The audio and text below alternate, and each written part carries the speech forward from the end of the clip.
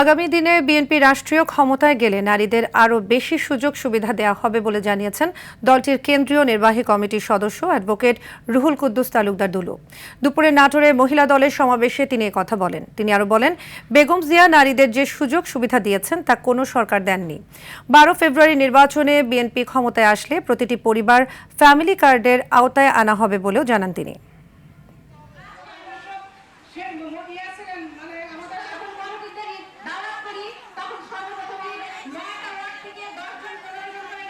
আগামী দিনে যদি বিএনপি রাষ্ট্রীয় ক্ষমতা যায়, প্রতিটা পরিবারের মেয়ে যিনি মা, ওনার জন্য ফ্যামিলি কার্ড থাকবে, একটা কার্ড।